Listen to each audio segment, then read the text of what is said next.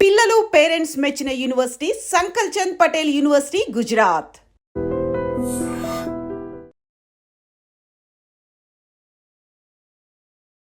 దాసరి నారాయణరావు గారు ఒక మాట అన్నారు గతంలో, ఎన్టీఆర్ ఏఎన్ఆర్ ఇద్దరు రెండు కళ్ళైతే నుదుటిన తిలకం లాంటి వాళ్ళు కాంతారావు గారు అనే ఒక మాట.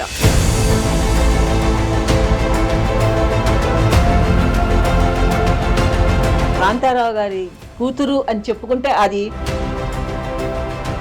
అదే ఉన్నటువంటి స్థలాన్ని అమ్ముకొని సినిమాలు కూడా నిర్మించారు ఆయన. చేశారు, లాస్ట్ లో అదే చేశారు. ఇంకా సినిమా తీయాలి అని ఎందుకోనండి, యాక్ట్ చేస్తూ ఉన్నారు. అట్లా యాక్టింగ్ లోనే ఉండి ఉంటే కత్తి వీరుడు అంటే అది ఒక కాంతారావు గారు.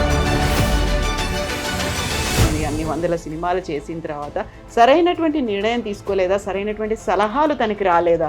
బావమరుదులను బ్రదర్స్ అనో ఇట్లా సలహాలు ఇచ్చేందుకు అయిన వాళ్ళు ఉన్నారు. కాకపోతే మా నాన్నగారికి ఎవరు లేరండి. ఆయన కరెక్ట్గా ఇంకొక సంవత్సరం మా నాన్నగారు బతికి ఉంటే ఇండస్ట్రీలో 60 సంవత్సరాలు ఆయన ఉన్నారు. వాళ్ళకి ఇన్ఫర్మేషన్ తెలుసా మరి ఇలా ఉన్నారు కాంతారావు గారు? అందరికీ తెలుసండి, ఇండస్ట్రీ మొత్తం తెలుసు. ఆయన ఒక్కటే కోరిక ఏంటంటే నేను చచ్చేంత వరకు నేను యాక్ట్ చేయాలి. కాంతారావు గారి పేరుతో ఒక పురస్కారాన్ని అయితే ప్రభుత్వం ఇచ్చింది. బట్ అదే ప్రభుత్వం కాంతారావు గారి కుటుంబాన్ని ఆదుకుందా అంటే? ఏమండి, కాంతారావు గారు లేరు, ఆయన భార్య లేదు, ఇంకా ఎవరు చూసి ఆనందించాలి చెప్పండి. ప్రభుత్వాలు ఇచ్చే వరాల కోసమో వాళ్ళు ఇచ్చే ఇళ్ల కోసమో వాళ్ళు ఇచ్చే డబ్బుల కోసమో మేము కోరుకోవట్లేదండి. మేము దేవుడి దయ వల్ల అంత నీచంగా అయితే లేవు. కాకపోతే ఆయనకి గుర్తింపు ఎందుకు ఇవ్వటం లేదు? ప్రభుత్వం ఇవ్వట్లేదు, మనుషులు ఇవ్వట్లేదు, ఎవరు ఇవ్వట్లేదు. కాంతారావు గారు 60 ఏళ్ల పాటు సినీ ఇండస్ట్రీలో ఉన్నప్పటికీ చివరి రోజుల్లో మాత్రం ఆయన రియలైజ్ అయ్యారు, అయ్యో ఇలా కాకుండా ఉంటే బాగుండేది, జాగ్రత్త పడి ఉంటే బాగుండేదేమో, ఈ కండిషన్ లో కాకుండా ఉంటుంటే. ఆఖరిని ఆయన ప్రాణం కూడా ఎట్లా పోయిందో తెలుసా. వెళ్ళిన తర్వాత ఇంకా మేము ఆయన కడుపున పుట్టిన 5 పిల్లలు మేము ఆయన మంచం చుట్టే ఉన్నామండి. మంచం చుట్టుంటే ఇంకా అర్థమైపోయింది. నువ్వేం బాధపడుకున్నా అని ఆ మాట అన్నాడండి. అన్న తర్వాత కంట్లోంచి ఒక్క చుక్క నీరు ఇట్లా కారిందండి. నమస్తే, welcome to I dream celeb chat with కవిత.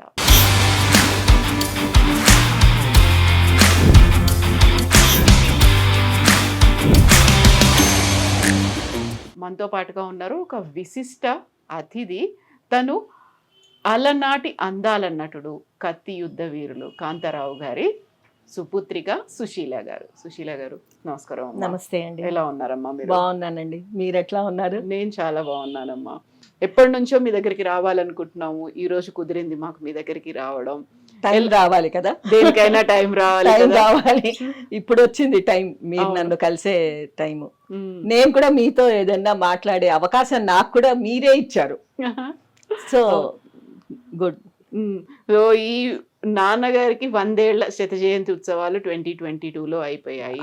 అంతకు ముందు చూసింది, ఆ తర్వాత చూసింది అనుకున్నప్పుడు ఇప్పటికి కూడా నాన్నగారు అనగానే కత్తి యుద్ధాలు, ఆ సమయంలో ఉన్నటువంటి ఆ సినిమాలు గుర్తొస్తే కాంతారావురా కదా. ఆయన్ని చూడగానే, అది ఆ సినిమా చూడగానే ఇంకా రాకుమారుడు ఆయన్ని మించి ఆ కత్తి యుద్ధంలో ఆ స్వారీ చేసిన దాంట్లో ఇంకెవరు అంతగా సూట్ అవ్వరు అనే ఒక ఫీల్ ఉండేది. ఈవెన్ నారదుడుగా చేసినప్పటికీ కూడా. మీకు ఆయన మెమొరీస్ అంటే ఏం గుర్తొస్తాయమ్మా? మాకు చిన్నప్పుడు ఒకటి అని కాదండి, చాలా ఉన్నాయండి మెమరీస్. అసలు ఆయనతో మేము గడిపిన ఆ రోజులే మాకు స్వీట్ మెమరీస్. చాలా బాగా చూసుకునేవారు. అఫ్ కోర్స్ ప్రతి తండ్రి పిల్లల్ని ప్రేమిస్తాడు అనుకోండి, బిడ్డల్ని కాకుండా ఎవరిని ప్రేమిస్తారు, కానీ బాగా చూసుకునేవారు. మంచి కుటుంబం, మంచి సంసారం. మా అమ్మ మొత్తం చూసుకునేది ఇల్లంతా. మా నాన్నగారు షూటింగ్కి వెళ్ళిపోయినా మొత్తం మా మదర్ చూసుకునేది ఇల్లు. తీర్చిదిద్దింది మమ్మల్ని, ఒక దారిన పెట్టింది. నాకు 18 years రాగానే మ్యారేజ్ చేసేసారు మా ఫాదర్. ఇప్పుడు దాసరి నారాయణరావు గారు ఒక మాట అన్నారు గతంలో, ఎన్టీఆర్ ఏఎన్ఆర్ ఇద్దరు రెండు కళ్ళైతే నుదుటిన తిలకం లాంటి వాళ్ళు కాంతారావు గారు అనే ఒక మాట.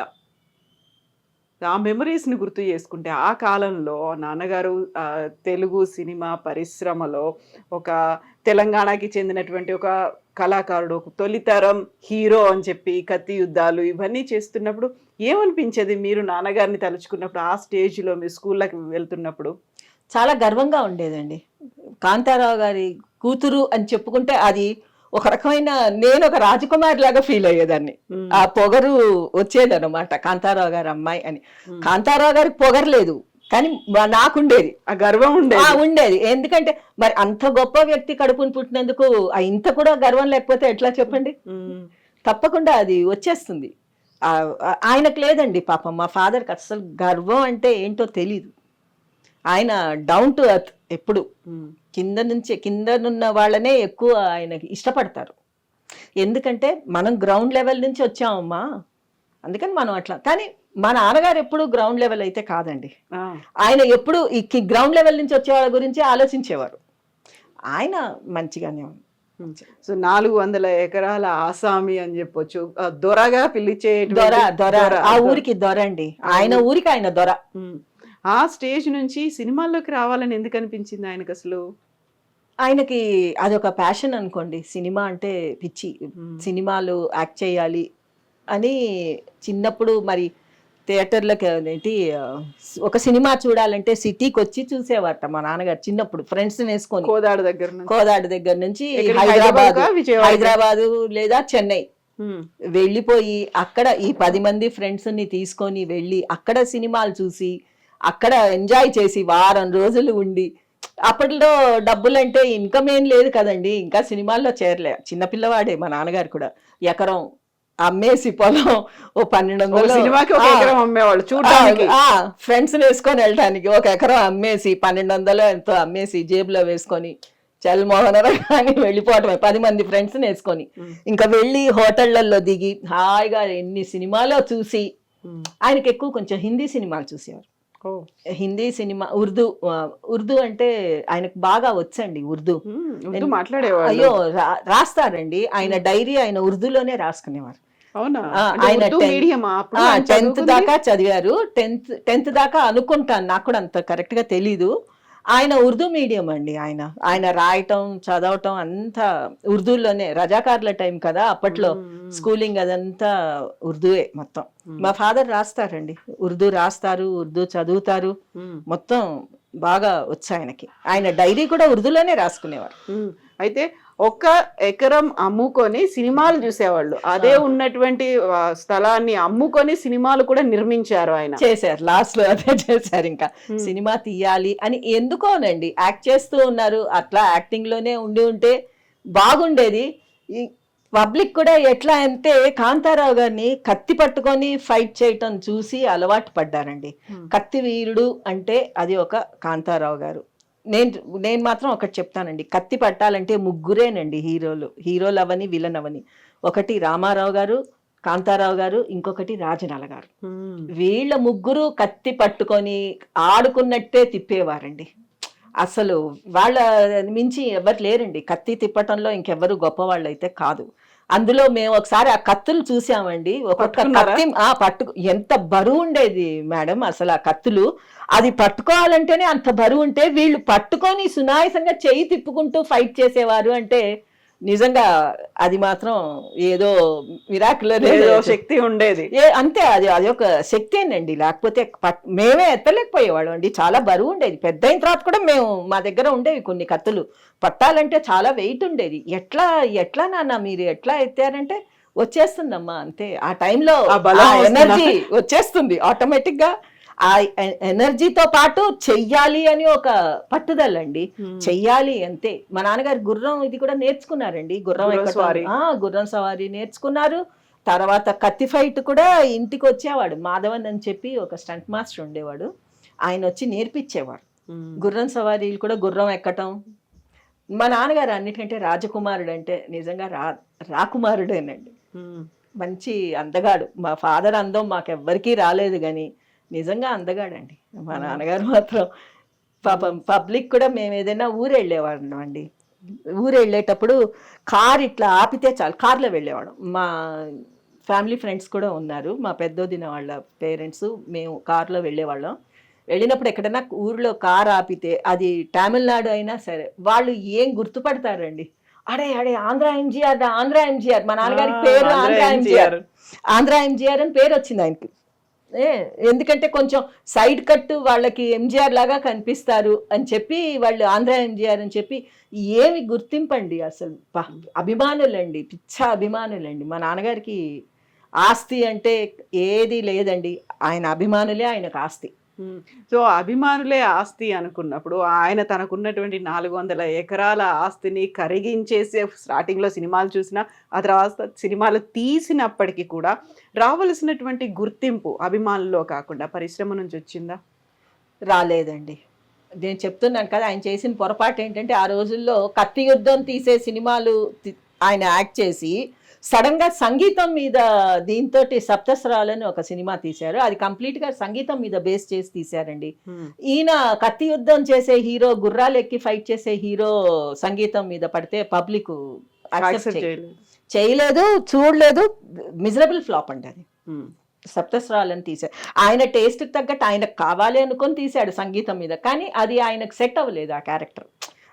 తర్వాత రెండో సినిమా తీశారు గండ్రగండడని, అది కత్తి ఫైట్ మొత్తం, రాకుమారి కత్తి ఫైట్ విలను అంతా. అది బాపోయిందండి, అది మంచిగా ఆడింది. తర్వాత ఇంకోటి తీశారు ప్రేమజీవులు అని చెప్పి, అది మామూలు సోషల్ మూవీ తీశారు. అది అసలు మొత్తం అడుగు గీకేసింది అనమాట, అడుగు దాకా గీకి పెట్టేసింది ఆ సినిమా. కృష్ణ గారితో చేసింది. అందులో నాన్నగారు కూడా ఇంకొక అప్పుడే కృష్ణ గారు కూడా అన్నట్టండి, వద్దు కాంతారావు గారు ఈ సినిమా తీయకండి, నాకు పోతుందని. అంత కొంచెం క్రిస్టియన్ సబ్జెక్ట్ అనమాట, ఇది ఆడుతుందని నమ్మకం లేదు, తీయద్దు అని చాలా చెప్పారు కృష్ణ గారు. కాకపోతే మా నాన్నగారు కొంచెం మొండి అండి, ఆయన ఏదైనా కావాలి అనుకుంటే చేయాల్సిందే, అది ఎవరి మాట అయినా సరే పట్టుబట్టుకున్నారంటే ఇంకా అది చేశారు. అట్లా చేతులు కాల్చుకున్నారు. దాని తర్వాత ఇంకొక సినిమా కౌబాయ్ మూవీ తీశారండి, గుండెలు తీసిన మొనగాడని తీశారు. కానీ చేసిన పొరపాటు ఏంటంటే ఆయన యాక్ట్ చేసే బదులు కృష్ణ గారిని కానీ ఎవరన్నా పెట్టి ఉంటే డెఫినెట్గా హిట్. అది గుమ్నాం బేస్ చేసి తీశారు, హిందీ పిక్చర్ గుమ్నాం, దాన్ని బేస్ చేసి తీశారు.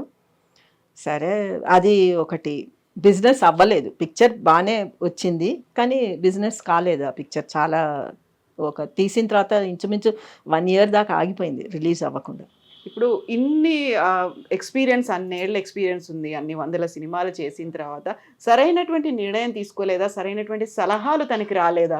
సలహాలు కాదండి ఏమండి, ప్రతి ఒక్క ఆర్టిస్ట్కి బ్యాక్గ్రౌండ్ ఉందండి, ఫ్యామిలీ బ్యాక్గ్రౌండ్ ఉంది వాళ్ళకి. బావమరుదులనో బ్రదర్స్ అనో ఇట్లా సలహాలు ఇచ్చేందుకు అయిన వాళ్ళు ఉన్నారు. కాకపోతే మా నాన్నగారికి ఎవరు లేరండి అయిన వాళ్ళు. ఆయన ఒక్కడే కొడుకు, మా మదర్ ఒక్కతే కూతురు. సో ఇటు మేనమామలు వాళ్ళు ఎవరు లేరు, అటు మేనత్తలు కానీ వాళ్ళు కానీ సలహా ఇచ్చేందుకు కూడా ఎవరు లేరండి. ఆయన ఒక్కడే కొడుకు, ఈవిడ ఒక్కతే కూతురు. ఇంకా ఆయన ఆడింది ఆట, పాడింది పాట. ఆయన ఇష్టం వచ్చినట్టు సలహా ఇచ్చేవారు, ఇది చెయ్యకు, ఇది మంచిది కాదు. ఒకవేళ ఫ్రెండ్స్ చెప్తే అసలు లెక్క చేసే పెద్ద పట్టించుకునేవారు కాదు. ఏం లేదు, బాగానే ఉంటుందని. చూడండి సామెత ఉంది చూడండి, చేతులు కాలాక ఆకులు పట్టుకొని లాభం ఏంటన్నట్టు. లాస్ట్లో రిపెంట్ అయ్యారు. రిపెంట్ అయిన తర్వాత కూడా ఊరుకుంటే బాగుండేది. ఇల్లు అమ్మేశారు, పెద్ద ఇల్లు అండి మాది, చాలా పెద్ద ప్యాలెస్ లాంటి ఇల్లు. ముందు పక్కే మాకు ఇప్పుడు ఈ ఇల్లు అక్కడి నుంచి అంతవరకు ముందు పక్క స్థలం 2 ఇళ్ళు కట్టేంత స్థలం అనమాట. ముందు పక్క బ్యాక్ సైడ్ ఒక ఇల్లు కట్టేంత స్థలం, మధ్యలో మా ఇల్లు, పెద్ద ఇల్లు. చెన్నైలో 3 అంతస్తులు, చాలా బాగుండేది. అది ఇంకా లాస్ట్లో అమ్మేసుకోవాలి.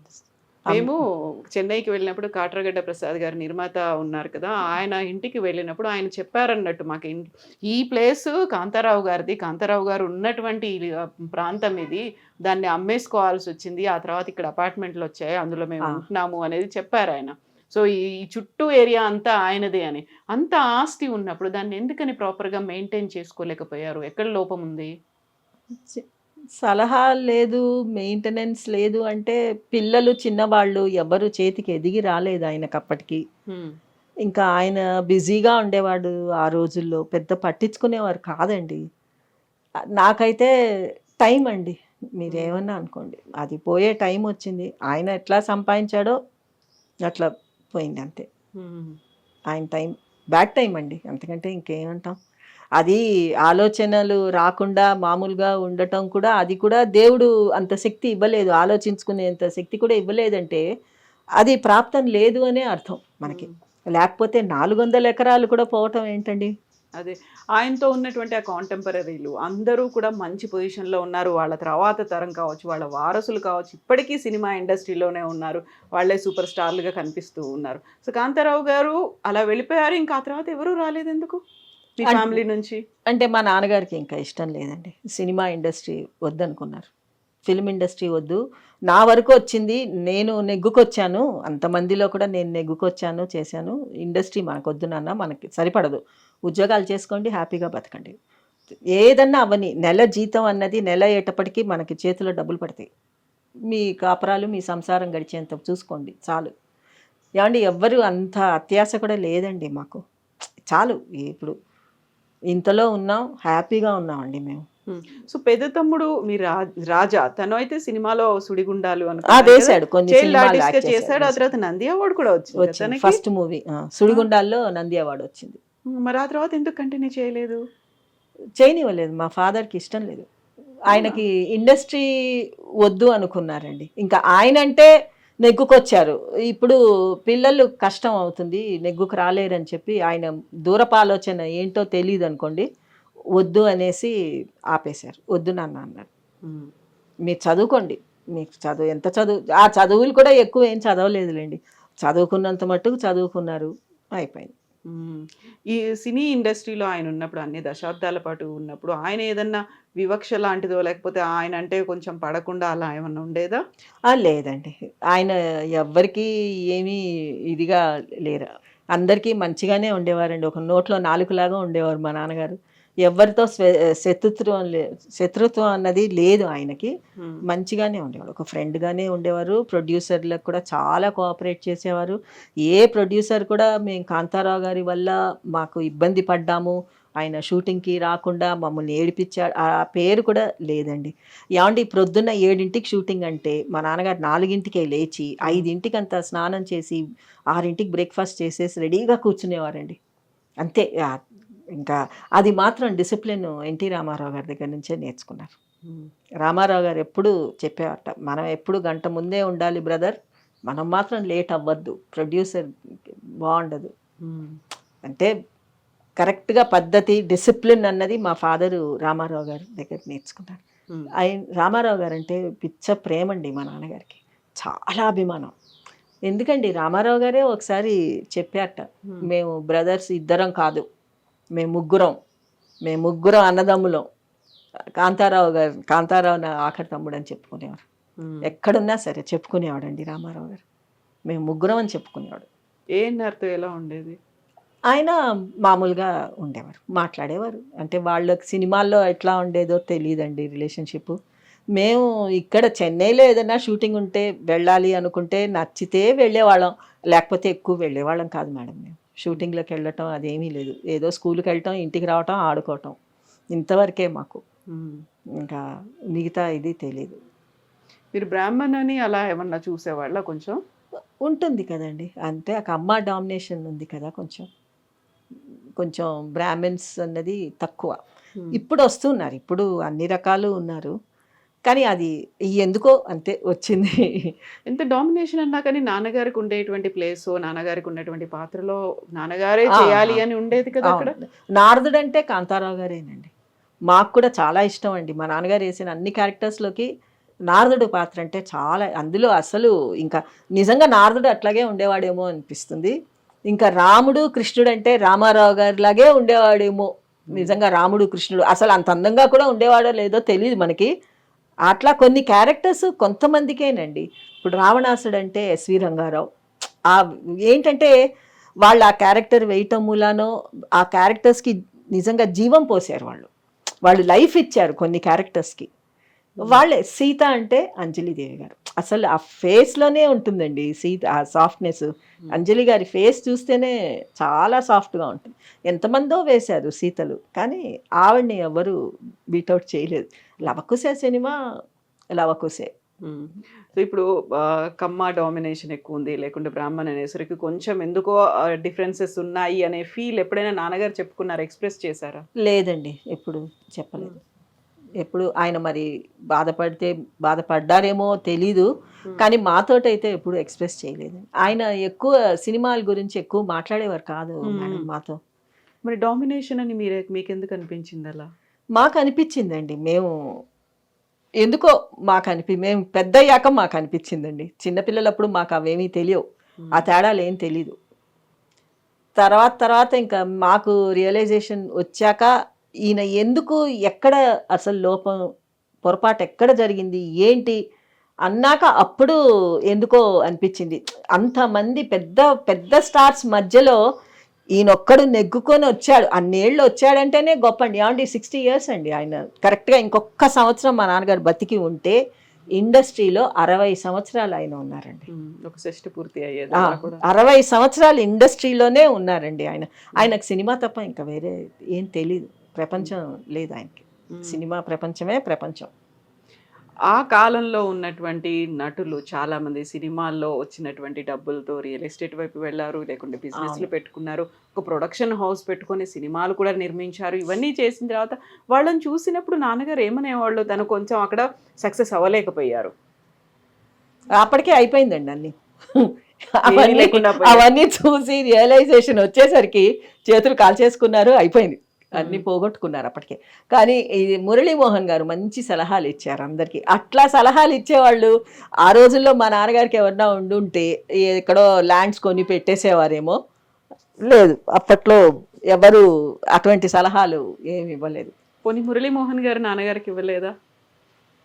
ఎవరు ఇవ్వలేదండి, ఎవరు ఏమి ఇవ్వలేదు. అందరూ మాట్లాడారు, ఎవరు ఏమి ఇవ్వలేదు. ఏమండి మనిషి బతికున్నప్పుడు కావాలండి, ఆ మనిషి బతికున్నప్పుడు అంతంతగానే ఇదైంది, ఇంకా పోయాక ఇంకా మాకు అంత ఇంట్రెస్ట్ లేదండి. అసలు మనిషే పోయాడు, ఆయన కట్టుకున్న ఆయన వైఫ్ పోయింది, ఇంకా మాకెందుకండి చెప్పండి. శోభన్ బాబు గారు, ఆ తర్వాత మురళీమోహన్ గారు, వీళ్ళు చాలా ఎక్కువగా భూముల మీద ఇన్వెస్ట్ చేశారు అనేది ఒక రకంగా రియల్ ఎస్టేట్ అంటే ఏంటి అనేది ఫిల్మ్ ఇండస్ట్రీ కాలంలోనే. అవును, మురళీమోహన్ గారి ద్వారానే తెలిసింది అసలు రియల్ ఎస్టేట్ ఎట్లా ఎట్లా చేయాలి, ఒక ఆర్టిస్ట్ డబ్బులు ఉంటే ఎట్లా మనం జాగ్రత్త చేసుకోవాలి అన్నది ఆయన వల్ల నేర్చుకున్నారండి. హీరోలు అందరూ నేర్చుకున్నారు, ఆర్టిస్టులు అందరూ కూడా ఫాలో అయ్యారు. ఇప్పుడు ఈ రోజుకి ఫాలో అయ్యారు, కోటీశ్వర్లు ఈ రోజుకి. ఏముందండి, ఒక్కొక్క చోట ల్యాండ్ ఉందంటే బోల్డ్ అంత డబ్బు. మేము చిన్నప్పుడు ఇక్కడ హైదరాబాద్లో 10 రూపాయలండి, అప్పుడు ఇస్తాం ల్యాండ్ అంటే మా నాన్నగారు అబ్బాయి వద్దులేండి అన్న. 10 రూపాయలకి గజమా ఎంతో ఏదో అంటారు చూడండి, అప్పట్లో 10 రూపాయలు, చాలా ఏళ్ల క్రితం.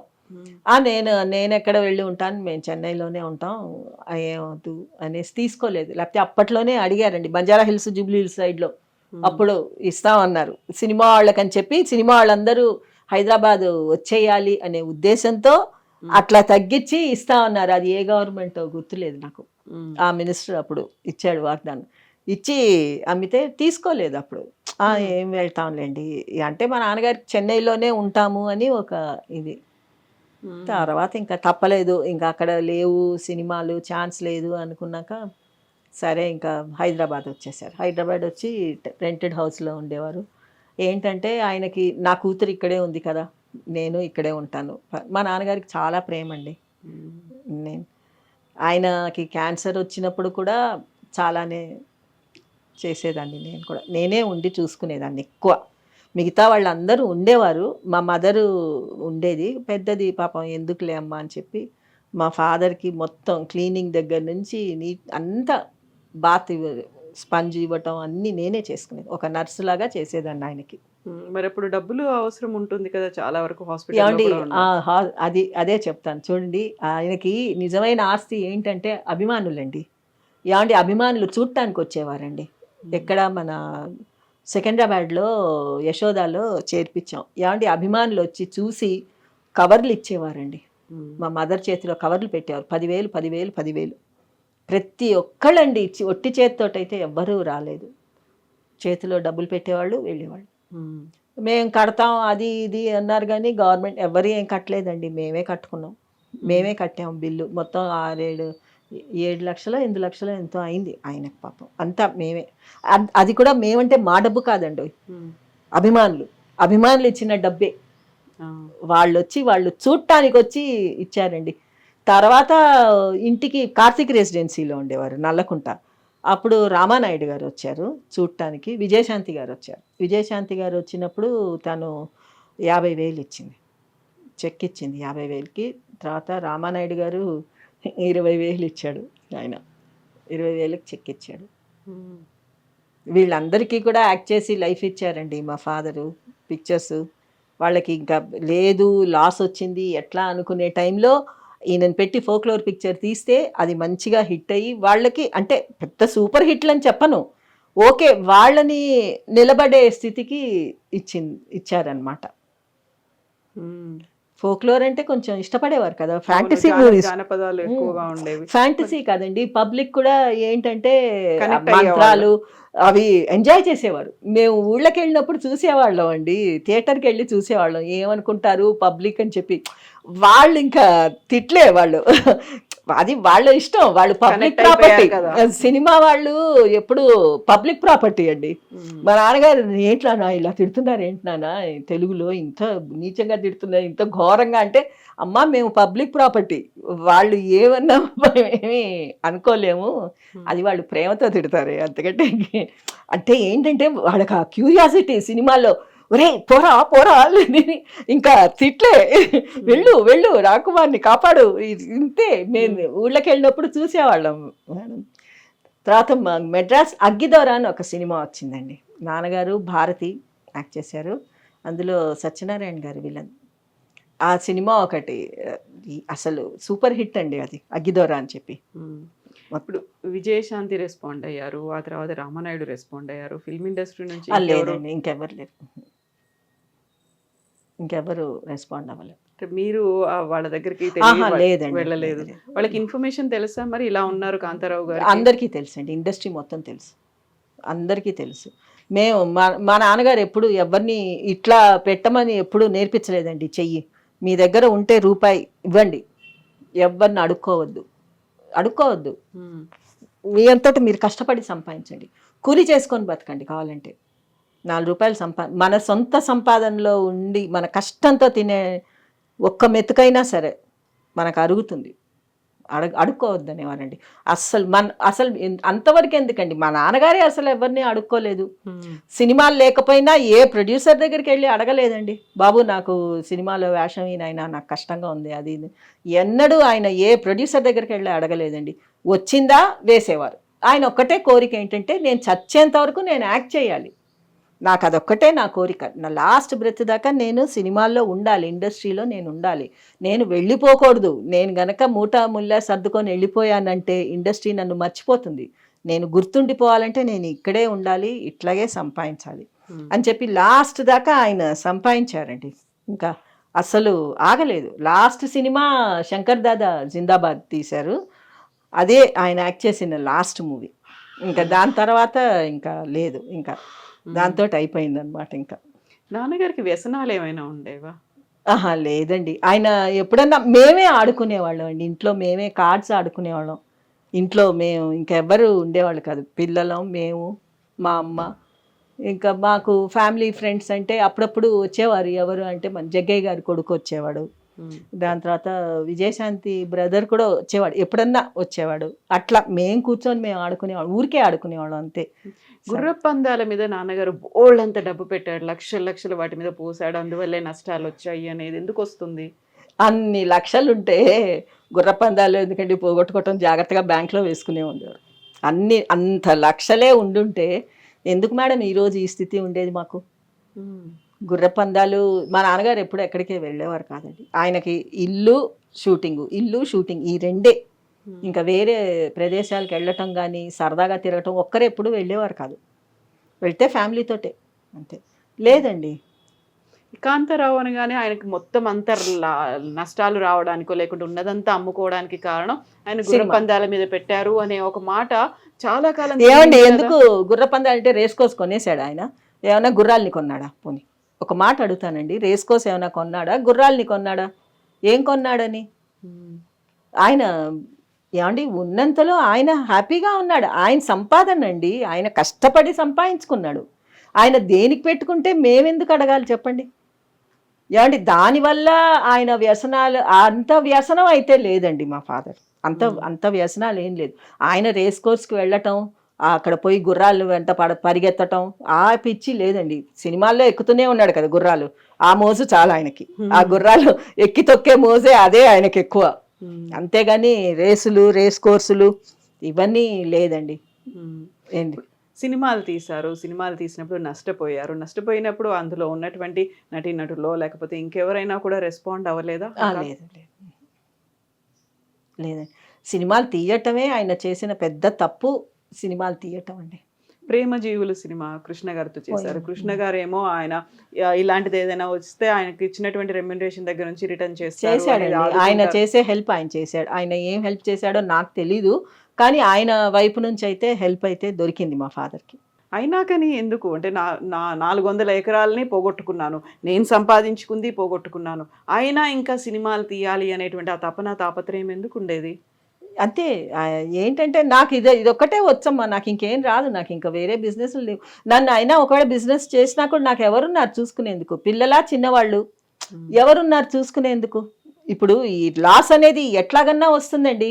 అందులో కాకపోతే ఇప్పుడు ఇందులో కాకపోతే బిజినెస్లో రావచ్చు లాసు. ఏమంటే సినిమా కూడా ఒక బిజినెస్సే కదా. వ్యాపారం అన్న తర్వాత ఎప్పుడు లాభాలే రావాలని కోరుకోలేం కదండి. ఒడిదుడుకులు రెండు ఉంటాయి. అటు లాభాలు ఉంటాయి, నష్టాలు ఉంటాయి. నష్టం వచ్చినప్పుడు తట్టుకోగలగాలండి మనిషి. తట్టుకున్నవాడు, నిలదొక్కున్నవాడే పైకి వస్తాడు. ఇప్పుడు నాన్నగారికి ఫ్రెండ్స్ కూడా ఎవరు లేరా? వాళ్ళైనా చెప్పకపోయేవాళ్ళు? లేదండి ఫ్రెండ్స్ అని.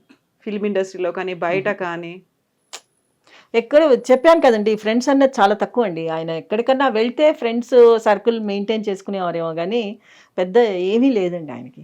అంతే ఇల్లు, సినిమా చేసామా, ఇంటికి వచ్చేసామా, పని అయిపోయింది అంతే. పిల్లలే ఆయనకి ఫ్రెండ్స్, పిల్లలే ఫ్రెండ్స్. ఆడుకోవాలనుకుంటే పిల్లలతోటే ఆడుకునేవారు, క్యారమ్ బోర్డ్ ఆడుకునేవాళ్ళం, కార్డ్స్ ఆడుకునేవాళ్ళం. ఏదో చెస్, మా నాన్నగారికి చెస్ అంటే చాలా ఇష్టం. మా తమ్ముళ్ళు వాళ్ళు చెస్ ఆడుకుని ఇంట్లో మేమేనండి, ఇంకా బయట ప్రపంచం అన్నది మాకు వద్దు అనుకునేవారు. కానీ లోకం పోకడ తెలియకుండా అలా ఎలా డబ్బులు పోగొట్టుకున్నారు అసలు అంతలా? అదే చెప్పాను, అందరూ ఏం చేస్తున్నారు, ఎంత సంపాదిస్తున్నారు, దాన్ని ఎలా కూడబెడుతున్నారు, ఇలాంటివన్నీ కూడా చూడాల్సి ఉండే కదా నెక్స్ట్ మీ పిల్లల కోసమైనా. ఏమో ఆయనకి కొంచెం ముందాలోచన తక్కువ అనుకోండి, గైడెన్స్ లేకపోవటం ఒకటి మెయిన్ కారణం అనుకోండి. ఆయనకి చేతులారా చేసుకున్నారు. అమ్మేమనేవాళ్ళు? మా మదర్ అసలు ఏమనేది కాదండి. మా నాన్నగారు ఏమంటే ఆవిడకి అదే.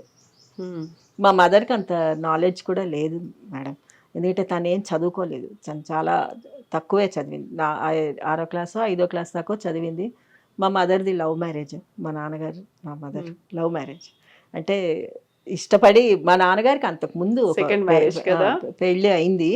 ఆమెకి ఇదేంటి పాండురోగం అని చెప్పి అంటారు చూడండి, అది ఉందన్నమాట. దాంతో ఆవిడ చనిపోయే ముందరే పెళ్లి చేసింది మా మదర్నిచ్చి.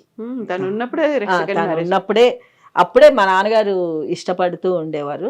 తెలుసుకొని పాపం ఆవిడ ఉన్నప్పుడే పెళ్లి చేసింది. ఆవిడకి 2 పిల్లలండి. ఒక కూతురు పోయింది అనమాట. ఆ పిల్ల చిన్నప్పుడే అమ్మవారు ఏదో పోసిపోయింది. తర్వాత కొడుకు మా మదర్ పెళ్ళయ్యాక, మా మదర్ని చేసుకున్నాక 6 ఏళ్ళ అబ్బాయి. ఆ అబ్బాయికి నిమోనియా వచ్చి ఆ అబ్బాయి చనిపోయాడు. తర్వాత మా మదర్కి మేము 5గురు సంతానం అనమాట. అది ఫోటో మా 5గురు పిల్లలది. సో అమ్మ కూడా ఏమనలేదా? ఇప్పుడు అంత పెద్ద భూస్వామి, ఒక దొర, ఆ తర్వాత సినిమాల్లో అంత పేరు వచ్చింది, బాగా సంపాదన ఉంటుంది అనుకున్నప్పుడు మెల్లిమెల్లిగా కర్పూరంలాగా ఒక్కొక్కటి పోతూ ఉన్నాయి, హరించుకుపోతున్నాయి అనుకున్నప్పుడు ఆవిడ చూడు, ఆయనకి అందులో సంతోషం ఉంది అనుకున్నప్పుడు నేను అడ్డం పోను అనేది. ఎందుకంటే ఆయన సంతోషంగా ఉండటమే నాకు కావాలి, నాకు మిగతావి నాకు అనవసరం. ఆయన అందులో హ్యాపీగా ఉన్నారు, ఉండని, నాకు అదే కావాలి. నేను ప్రశ్నించి ఇది ఆపి అది ఆపుంటే బాగుండేదేమోనండి, మేము కూడా అనుకునేవాళ్ళం. ఒక భార్యగా తను కూడా ఫీల్ అయ్యి రెస్పాన్సిబిలిటీ తీసుకొని, ఎందుకండి వద్దు పిల్లలకి ఏదైనా అని ఉంటే ఉంచేవారేమో, ఆయన కూడా ఆలోచించేవారేమో. ఈవిడికి ఎంతసేపు మొగుడు సంతోషంగా ఉండాలనే చూసుకునేది, ఆయన హ్యాపీనెస్సే నాకు సంతోషం అన్నట్టు భావించింది. కానీ తర్వాత ఏంటి అన్నది పాపం ఆలోచించలేదు మా మదర్. ఏంటంటే ఎప్పుడూ ఒకేలాగుంటాయి అనుకున్నారండి ఈ రోజులు. అది ఎప్పుడూ ఒకలాగా ఉండదు. సో వారసులుగా మీ 5గురు పిల్లల్లో ఎవరూ ఆహా! రాలేదు. ఆ ఎవరికీ. తర్వాత నాన్నగారు పోయిన తర్వాత కనీసం తాతగారి పేరుతో అయినా మీ పిల్లలో, లేకుంటే మీ అన్న తమ్ముల పిల్లలో వాళ్ళెవరైనా రావాలి అనుకోలేదా సినిమాల్లోకి? లేదండి. మాకు సినిమాల మీద ఇంట్రెస్ట్ లేదు గానీ, మా నాన్నగారి పేరుతో ఏదన్నా ఒక మంచి వ్యవస్థలాగా ఏదైనా స్టార్ట్ చేద్దాము అన్న ఒక ఇది ఉంది. ఒక వృద్ధాశ్రమం గానీ, ఏదో అటువంటిది ఆయన పేరు చిరస్థాయిగా మిగిలిపోయేటట్టు ఏదైనా చెయ్యాలి అన్న ఒక కోరిక ట్రస్ట్ తప్ప లాగా. ఆ! అది ఒక్కటి తప్ప ఎవరన్నా ముందుకొచ్చి ఏదైనా చేస్తాము అంటే చెయ్యొచ్చు. అంతేగాని మేమంటే సొంతంగా ఏమీ చేయలేము మేడం. హ్మ్. నాన్నగారి పేరుతో గవర్నమెంట్ కూడా కాంతారావు స్మారక పురస్కారం లాగా హీరోలకి పెట్టారు. ఇస్తుంది కదా! ఇప్పుడే స్టార్ట్ అయింది. మొన్న పోయిన సంవత్సరం పోయిన ఆయన విజయ్ దేవరకొండకి ఇచ్చారు ఫస్ట్ కాంతారావు గారి అవార్డుని. చాలా సంతోషం అనిపించింది మేడం. నాకైతే నిజంగా చెప్తున్నాను. ఆ రోజు విన్న తర్వాత అది ఒక పెద్ద పండగలాగా అనిపించింది. ఎందుకలా? ఇన్ని సంవత్సరాలకి కాంతారావు గారు కూడా ఒక ఆర్టిస్ట్ అని గుర్తొచ్చింది చూడండి పబ్లిక్‌కి. గుర్తొచ్చి గవర్నమెంట్ లేట్ అయినా కూడా ఆయన పేరుతో కూడా ఒక అవార్డు అన్నది పెట్టారు అంటే నిజంగా గర్వమే కాదండి. అది చాలా చాలా గొప్ప విషయం అనే చెప్పుకోవాలి. ఎంతసేపు ఎన్టీఆర్, ఏఎన్ఆర్ అనే అన్నారు కానీ కాంతారావు గారు ఇది అని అనలేదు కదండి. మరి ఆ రోజుల్లో అలనాటి హీరోలంటే వీళ్ళ ముగ్గురే కదండి. వేరే వాళ్ళు మాకు తెలియదు కదండి. సోషల్ పిక్చర్ అంటే నాగేశ్వరరావు గారు, మైథలాజికల్ పిక్చర్ అంటే రామారావు గారు, రాముడు అవని కృష్ణుడు అవని ఆయన రెండిట్లో పైకొచ్చాడు. ఫోక్లోరు జానపద సినిమాలు ఫోక్లోర్ అంటే కాంతారావు గారు. మేము ఈ ముగ్గురినే చూసి మేము పెరిగామండి. మేము పెరగడం కూడా ఈ ముగ్గురినే చూసి పెరిగాం. అంతేగాని మాకు మిగతా వాళ్ళు ఆర్టిస్టులు, మిగతా హీరోలు వీళ్ళు అంత ఎక్కువ పరిచయం కూడా లేదు. ఇప్పుడు జనరేషన్ వేరండి. అప్పటికి ఇప్పటికి చాలా జనరేషన్ గ్యాప్ అన్నది బాగా వచ్చేసింది. ఇప్పుడు కాంతారావు గారి పేరుతో ఒక పురస్కారాన్ని అయితే ప్రభుత్వం ఇచ్చింది. బట్ అదే ప్రభుత్వం కాంతారావు గారి కుటుంబాన్ని ఆదుకుందా అంటే? ఎందుకండి? ఏమండి కాంతారావు గారు లేరు. ఆయన భార్య లేదు. ఇంకా ఎవరు చూసి ఆనందించాలి చెప్పండి? ఇప్పుడు ఆయన భార్య బతికున్నప్పుడు ఏదన్నా చేసిందనుకోండి గవర్నమెంటు, ఆయన ఆత్మ కొంచెం శాంతించేదేమో. పోనీలే కనీసం నేను ఇన్నేళ్ళు నేను చేసిన సర్వీస్‌కి కనీసం నా భార్యని చూసుకుంది గవర్నమెంట్ అన్న తృప్తి అన్నా ఉండేదేమో, ఆత్మశాంతి ఉండేదేమో ఆయనకి.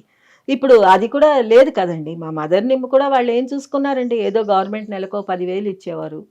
అయిపోయింది. ఫినిష్. ఆవిడ పోయింది. పోయిన తర్వాత ఇంకా అయిపోయింది. ఆయనతోటే పోయింది. ఆవిడతోటి పూర్తిగా పోయింది. ఇంకా మాకు కూడా ఇండస్ట్రీ మీద అంత పెద్ద ఇది లేదు మేడం. ఉన్న మాట చెప్తున్నాం. ఇప్పుడు మా నాన్నగారు ఏం బావుకున్నారండి ఇండస్ట్రీలో ఉండి? నిజం చెప్తున్నాను. ఏం బావుకున్నారు చెప్పండి? ఏం బావుకోలే. ఉన్నది కూడా పోగొట్టుకున్నాడు. ఉన్నది ఉంచుకుంది అన్నీ పోయింది అన్నట్టు పోగొట్టుకున్నాడు. ఆయన మిగుల్చుకుంది ఒక్కటేనండి, మంచి పేరు, గొప్ప అభిమానులని మిగుల్చుకున్నాడండి లైఫ్‌లో. చాలండి. అంతకంటే అసలు ఇంకా ఏంటండి ఆయనది నా ఆస్తి నాకేంట్రా, నేను ఆస్తి లేని వాడిని, నా అభిమానులు నా ఆస్తి. నువ్వు వెళ్ళు, నీకు ఎవరికన్నా బయటికెళ్తే చాలు నా అభిమానులు. ఏం వచ్చారండి అభిమానులు ఆయనకు ఒంట్లో బాలేనప్పుడు. అసలు చెప్పలేం. అంత నాన్నగారు చనిపోయినప్పుడు కూడా మా నల్లకుంట మొత్తం నిండిపోయింది అభిమానులతో. ఆ స్ట్రీట్. మిగతా వారికంటే ఏదో ఒకటి ఇష్యూసో, వివాదాలో, కాంట్రవర్సీస్ అనేవి ఉండేవి. కానీ కాంతారావు గారికి అలాంటివి ఏవీ లేవు కదా! అసలు ఎక్కడ ఏమి చెడ్డ లేకుండా. పేరు, ఒక మచ్చ లేకుండా మంచి వెలుగు వెలిగారండి. ఏమండి ఆయన పుట్టినందుకు ఆయన జన్మ సార్థకం చేసుకున్నాడు. మంచి హీరో అనిపించుకున్నాడు. ఒక మంచి నటుడు అనిపించుకున్నాడు. ఒక్క ప్రొడ్యూసర్ దగ్గర నుంచి కానీ, ఒక్క హీరోయిన్ దగ్గర నుంచి కానీ, ఎవ్వరి దగ్గర నుంచి ఒక్క కంప్లైంట్ కూడా లేదండి. కాంతారావు గారు ఇట్లా చేశారు అన్న పేరు కూడా తెచ్చుకోలేదండి. చాలా మంచి ఆయన, గొప్ప ఆయన. ఇచ్చే చెయ్యే ఆయనది, పుచ్చుకునే చెయ్యి కాదు. రెమ్యూనరేషన్ కూడా ఆయనకి తక్కువే ఇచ్చేవారండి ఆ రోజుల్లో. కానీ అది కూడా ప్రశ్నించేవాడు కాదు ఆయన. ఎందుకు నాన్న వేయటం అని అంటే, లేదు నేను గనక ఒప్పుకోకపోతే ఇంకొకరికి వెళ్ళిపోతుంది ఆ క్యారెక్టర్, అట్లా వెళ్ళొద్దు, నేను ఉండాలిరా, నేను ఇండస్ట్రీలో నిలదొక్కుకోవాలి, ఏదైనా సరే నేను ఉండాలి అనే ఒకటే ఆ మధ్య ఏమన్నారు కాంతారావు, ఒక అతను తెలిసి తెలియకుండా మాట్లాడకూడదండి. నేను ఒకటే చెప్తాను, తెలిసి తెలియకుండా ఎప్పుడూ మాట్లాడు. నల్లకుంటలో నేను మార్కెట్ రోడ్లో చూశాను, కాంతారావు గారి కాళ్ళకి చెప్పులు లేకుండా, మా నాన్నగారి ఇంట్లో కూడా చెప్పులు లేకుండా నడవరండి. అదే అలవాటు ఏమండి ఈరోజు మాకు కూడా ఉంది, నాకుంది, మా పెద్దన్నయ్యకి. చెప్పులు లేకుండా మేము అసలు నడవం. వాడికి ఎంత ధైర్యం ఉంటే వాడు ఆ మాట అన్నాడు. నేను చెప్పులు కొనిచ్చాను అని నేను అన్నాను. వాడు ఎవడో కౌశిక్ అట ఎవడో. నేను అన్నాను కాంతా ఇంట్లోనే చెప్పులు లేకుండా నడవడు, అట్లాంటిది వీధిలో నడుస్తాడా అండి ఆయన చెప్పులు లేకుండా? నేను అన్నాను ఏదో మాట్లాడాలని చెప్పి మాట్లాడారులేండి, వాళ్ళ కొంచెం హైలైట్ అవ్వాలని చెప్పి వాళ్ళు అట్లా మాట్లాడి ఉంటారు, అదంతా చెప్పులు లేకుండా ఎందుకుంటాడండి కాంతారావు గారు. అంటే అట్లాంటి దుర్భర దీన స్థితిలో కాంతారావు ఉన్నారు. ఇంకొక ఆయన ఎవరు, వాసరాజ్ ప్రకాశం గారు, ఆయనకి 500 కూడా లేదు. ఏమండి ఉందో లేదో మీకెందుకు ఏమండి, ఎంతమంది ఇంటికి వచ్చినా వీళ్ళందరూ మా ఇంట్లో భోంచేసి వెళ్ళిన వాళ్ళేనండి, నిజం చెప్తున్నాను. శుభ్రంగా అన్నం తిని చేతులు కడుక్కొని వెళ్ళిన వాళ్ళే. ఆయన గురించి మాట్లాడిన వాళ్ళందరూ తిని వెళ్ళారండి మా ఇంట్లో. కానీ అట్లా మాట్లాడకూడదండి. ఒక మనిషి పేరుని నువ్వు పైకి తేకపోయినా పర్వాలేదు, గొప్పలు చెప్పకపోయినా ఎవ్వరూ బాధపడరు. కానీ అటువంటి స్టేట్మెంట్స్ ఇవ్వద్దండి. డబ్బు కూడా లేదు, 500 రూపాయలు కూడా లేని స్థితిలో, హీనమైన స్థితిలో ఉన్నాడు అని ఎన్నడూ అనద్దు, చాలా తప్పండి. ఏమంటే అట్లా అనుకుంటే నెలకి 16,000 ఇంట్లో అద్దెకు ఉండేవాడండి ఆయన. నెలకు 16,000 అండి కార్తిక్ రెసిడెన్సీ అద్దె కట్టుకుంటూ. మాకు నెల ఖర్చు అయ్యేటప్పటికి నెలకి 20,000 రూపాయలు ఖర్చు అండి. మా నాన్నగారికి 20-30,000 ఖర్చు. తినేవాళ్ళు తక్కువ కాదండి, సంపాదించేది ఆయన ఒక్కడే. 20 కంచాలు లేచేదండి ఒక పూటకి మా ఇంట్లో. అది ఒక అన్న సత్రమే మా ఇంట్లో. మా అమ్మ వండుతూ ఉండేది. ఎవ్వరు వచ్చినా సరే అన్నం తినకుండా వెళ్ళటానికి వీల్లేదు, భోంచేసే వెళ్ళాలి, అది ఆ ఇంటి రూల్. అట్లాగే పెట్టారు, అట్లాగే పెట్టేది మా అమ్మ. మేము పుట్టపర్తి సాయిబాబా గారు భక్తులం అండి మా నాన్నగారు. అయితే ఒకసారి ఇంటర్వ్యూ ఇచ్చారు సాయిబాబా గారు. ఇంటర్వ్యూ ఇచ్చినప్పుడు అందరినీ మామూలుగా అంజలిదేవి గారు వీళ్ళందరూ వచ్చేవారు, మురళీమోహన్ చాలా మంది వచ్చేవాళ్ళు ఆర్టిస్టులు. అయితే ఒకసారి మా నాన్నగారు అంటే చాలా ఇష్టం, బంగారు అని పిలిచేవారు మా నాన్నగారిని. పిలిస్తే మా అమ్మని పిలిచి నీకేం కావాలో కోరుకో, అందరూ అడుగుతున్నారు నాకు ఇది కావాలి అది కావాలని చెప్పి, నీకేం కావాలో నువ్వు అడుగు అడుగు బంగారు అడుగు అనేస్తే మా అమ్మ ఒక్కటే అడిగింది, స్వామి నాకు ఏ కోరిక లేదు, మంచి మొగుడు మంచి పిల్లలు అంతా బాగుంది, నా ఇంటికి ఎవరు వచ్చినా సరే నేను అన్నం పెట్టే స్థితిలో నాకు ఉండేటట్టు చూడు, నాకు చాలు, అదొక్కటి ఇవ్వండి, నాకు ఇంకేం వద్దు అంటే తప్పకుండా నువ్వు అట్లాగే పెడతావు అన్నారండి. మా అమ్మ బతికున్నంత కాలం ఇంటికి ఎవరు వచ్చినా అన్నం పెట్టి, ఆవిడ కోరిక అదే, ఇంటికి ఎవరైనా వస్తే అన్నం పెట్టి పంపించాలి. సాయిబాబా గారు ఆ రోజే చెప్పారు, నీకు ఆ స్థితి ఎప్పుడూ ఉంటుంది, నువ్వు పోయేంత వరకు నీకు ఆ స్థితి ఉంటుందని చెప్పారు. అట్లాగే ఉందండి, ఇంటికి ఎవరు వచ్చినా పెట్టకుండా. ఇప్పుడు అఫ్కోర్స్ ఇప్పుడు ఎవరన్నా సరే ఇంటికి ఎవరన్నా వస్తే భోంచేయండి అని అడుగుతారు, కానీ అడగకుండా అయితే ఎవరు ఉండర్లేండి. ఇలాంటి పరిస్థితి నుంచి వచ్చిన తర్వాత ఇప్పుడు మనకి తెలంగాణ రాష్ట్రం వచ్చింది. ఆ తర్వాత తెలంగాణకి సంబంధించి బోల్డంతమంది దర్శకులు వచ్చారు, ఆ తర్వాత హీరోలు వచ్చారు, తెలంగాణ బేస్డ్గా సినిమాలు వస్తున్నాయి, కంప్లీట్గా తెలంగాణ నేపథ్యమే. మరి కాంతారావు గారు తొలి తెలంగాణ హీరో అని చెప్పుకుంటున్న స్టేజ్ నుంచి ఇప్పటిదాకా వచ్చిన తర్వాత మీరు ఏం చూస్తే ఆ నాన్నగారు సంతృప్తి చెందేవాళ్ళు అని అనిపిస్తుంది మీకు? ఏమండి ఆయన చేసిన సేవల్ని గుర్తుపెట్టుకుంటే చాలండి. ఆయనని కించపరచొద్దు, ఆయన పేరు పోగొట్టొద్దు. ఏదన్నా చేతనైతే ఆయన పేరుని ఇంకా పై లెవెల్కి పెంచాలని చూస్తే చాలండి. ఆయన కోరుకునేది కూడా ఏమండి ఆయనే కాదు, మామూలుగా ఎవరైనా సరే ఒక మనిషి పేరు దిగజారిపోవాలని కోరుకోరు కదండి. చేసినా చేయకపోయినా కొంచెం పైకి రావాలనే కోరుకుంటారు. ఈ రోజుల్లో కూడా ఆయన కూడా ఉండుంటే అదే కోరుకునేవారేమో. ఆయన ఏమో మరి ఆయన మనసులో ఏముండేదో తెలియదండి మాకు, ఆయనకు ఎటువంటి కోరికలు ఉండేవో కూడా పాపం ఎప్పుడు బయట అయితే చెప్పేవారు కాదండి మా నాన్నగారు. నాకు ఇది కానీ ఒక్కటే ఉండేదండి ఆయనకు కోరిక, నాకు హైదరాబాద్ రెండు కోరికలు ఉండేది. రామారావు గారు అవార్డు ఇచ్చేవారండి అప్పట్లో, 5 లక్షల రూపాయలు ఇచ్చేవారు రామారావు గారు అవార్డు. ఫస్ట్ 2 ఎవరికో ఇచ్చారు, మా నాన్నగారు యాక్చువల్గా ఏముంటుందంటే 3వది నాకే ఇస్తారని చెప్పి చాలా అనుకునేవారండి. ఎందుకంటే ఆయనతో సమానంగా అన్ని సినిమాలు ఆయన పక్కన యాక్ట్ చేసింది నాన్నగారు ఎక్కువ కనుక నాకు కూడా వస్తుంది అని చాలా ఆశ పెట్టుకున్నారు. అది ఏ సంవత్సరం కూడా ఆయనకి ఇవ్వలేదండి, అది ఉన్న వాళ్ళకే వెళ్ళింది ఆ అవార్డు. హిందీ వాళ్ళకి, అరవాళ్ళకి, వీళ్ళకి ఇచ్చుకున్నారు, నాన్నగారికి అయితే ఇవ్వలేదు. అది ఒక్కటి చాలా ఉందండి ఆయన మనసులో, చచ్చిపోయేంత వరకు కూడా ఆయనకు అదే ఉండేదండి. రామారావు గారి అవార్డు నాకు ఇవ్వలేదు. ఒక సంవత్సరం ఆయనకి ఇస్తాము అన్నది మార్చేసి వేరే వాళ్ళకి ఇచ్చారు, ఆయన చనిపోతున్న సంవత్సరం. అప్పటికే అన్నారట అక్కడ, ఏమండి కాంతారావు గారికి బాగాలేదు, ఇట్లా ఆయనకి ఇస్తే బాగుండు అవార్డు, రామారావు గారి అవార్డు 5 lakhs, అంటే ఆయనకు అవసరం ఉంటుంది కదా, హాస్పిటలైజ్డ్ అయ్యారు అని చెప్తే ఎవ్వరు సరే సరే అన్నారు. పేపర్ చూసేసరికి మారిపోయి వేరే వాళ్ళకి ఇచ్చారు. అది చాలా ఉండేదండి మా నాన్నగారికి. రామారావు గారి అవార్డు మీద ఎక్కువ ఆశ ఉండేది. సొంత ఇల్లు ఒకటి కావాలన్నది కోరిక చాలా ఉండేది. చాలా అంటే చాలా ఉండేది. నాకు ఒక్క సొంత ఇల్లు ఇవ్వండి. ఆయన ఆయన ఏదైనా అడుక్కున్నాడు అంటే డబ్బులు అడుక్కోలేదండి. ఒక సొంత ఇల్లు కోసం మాత్రం గవర్నమెంట్కి లెటర్ రాసి ఇంకా అలసిపోయాడు ఆయన. అది ఒక్కటే ఆయన కోరుకునేవాడు. సరే ఆయన పోయిన తర్వాత మేము అడిగాం, అంటే మా మదర్ కోసం అని అడిగామండి, ఉన్నమాట చెప్తాం. మా మదర్ కోసం అని ఏదో ఆవిడ ఉన్నంతకాలం ఆయన పేరుతో ఒక ఇల్లు అనేది ఇస్తే ఆయన ఉన్నంతకాలం ఆయన పిల్లలు ఆయన వైఫ్ ఉంటారు, అలా మిగిలిపోతుంది ఆయన పేరుతో. అదేం మాకు సొంతంగా రాసి ఇవ్వమంటం లేదు, అమ్ముకునే హక్కు మేము అడగట్లేదు. అందులో ఉన్నట్టు ఉండేటట్టు ఇచ్చి ఉంటే బాగుండేది. అట్లా కూడా ఏమీ ఇవ్వలేదు మేడం. గవర్నమెంట్ ఏం ముందుకు రాలేదు, ఇల్లు లేదు, ఏమీ లేదు. 2022లో నాన్నగారిది 100వ జయంతి ఉత్సవాలని చాలా పెద్ద ఎత్తున జరుపుకున్నారు. రవీంద్ర భారతిలో కూడా జరిపారు, తెలంగాణ రాష్ట్ర ప్రభుత్వం కూడా జరిపింది. ఆ తర్వాత వాళ్ళ దగ్గర నుంచి ఏ హామీ రాలేదా, ఏ స్పష్టత ఏం లేదు దీనికి సంబంధించి? డిమాండ్ అనేది ఎప్పటి నుంచో ఉంది, నాన్నగారి ఆఖరి కోరిక అది. ఫ్యామిలీ మెంబర్స్గా మీరు అడుగుతూ ఉన్నారు, అది రాలేదు అసలు ఆలోచన. ఇంకా ఇప్పుడు ఏముందండి, కాంతారావు గారు అంటే కాంతారావు గారా ఎవరు అన్నట్టు ఉంది. ఇప్పుడు అయిపోయింది.